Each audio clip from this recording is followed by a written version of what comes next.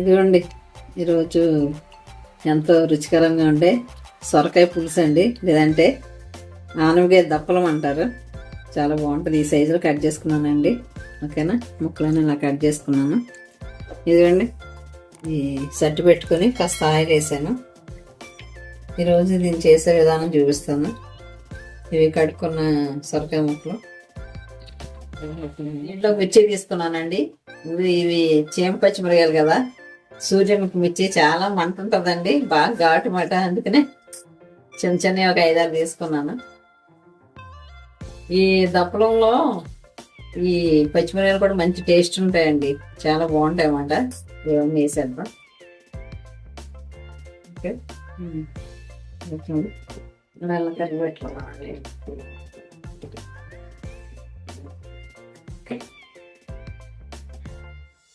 దీంట్లో కొంచెం పసుపు, రుచికి సరిపడా సాల్ట్ వేద్దాం. కళ్ళు ఉప్పు వేసుకున్నాము. పసుపు కూడా వేద్దాం.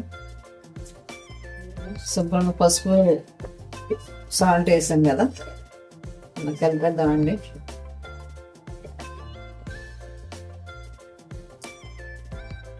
చక్కగా మగ్గిపోతాయి అన్నట్టు. ఒక 1/2 అవర్కి మూత పెట్టేద్దామండి.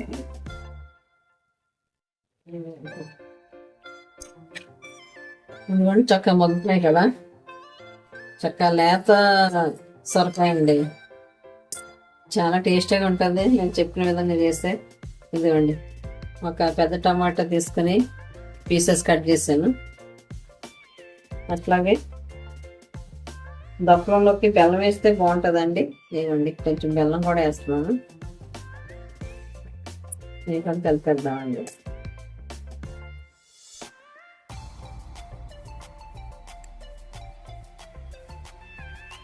అదేవిధంగా కడిగి పెట్టుకున్న కొత్తిమీర, కరివేపాకు అండి, ఇది కూడా వేసేద్దాం.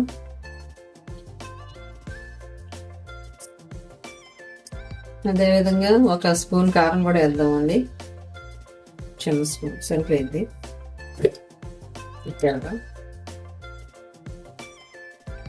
ఇంకొక 1/2 అవర్కి ఇవన్నీ బాగా మగ్గిపోతాయండి.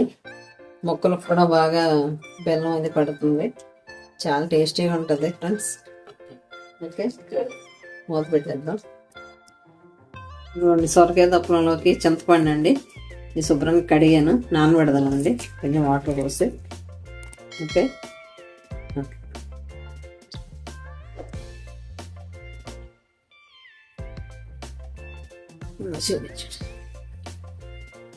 ఎందుకంటే చక్క ముక్క మగ్గిపోయిందండి, మెత్తబడిపోయింది.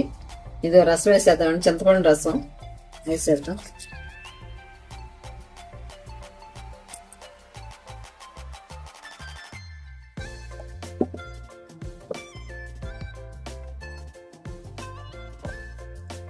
చింతపండు పులుపు కూడా వేసి ఇంకా మరగనిద్దామండి.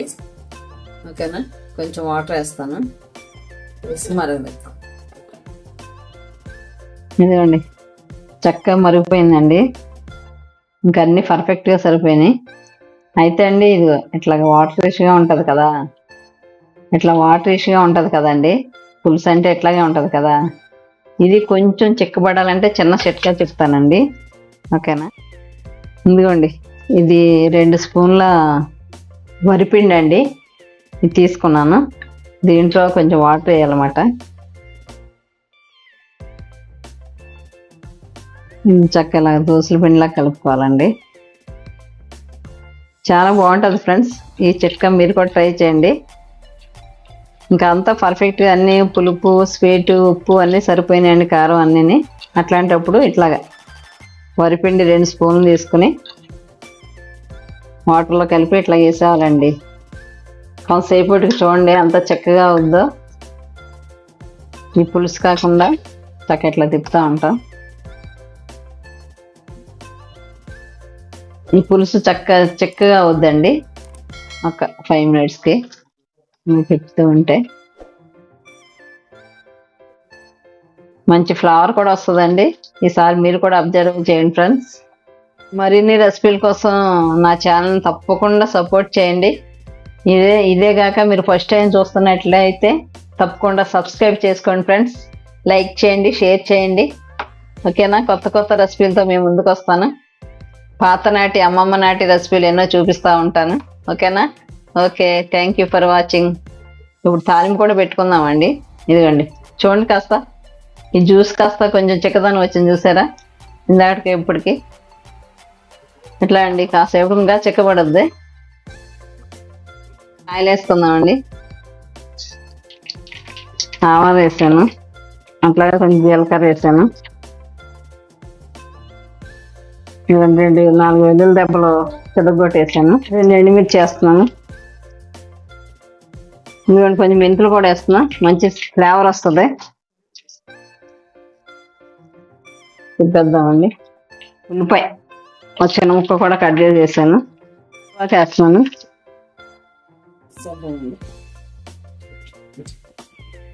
అయిపోయింది, వేసేద్దామండి.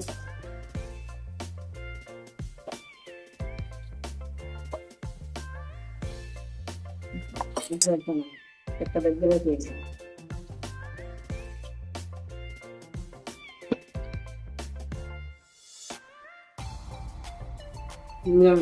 ఎంతో టేస్టీకరమైన ఆనమకాయ దప్పలం అండి. ఇది చూసారా ఎంత చిక్కదనం వచ్చిందో? రెడీ అయిపోయింది. మీరు కూడా ఇట్లాగా ఒకసారి ట్రై చేయండి ఫ్రెండ్స్.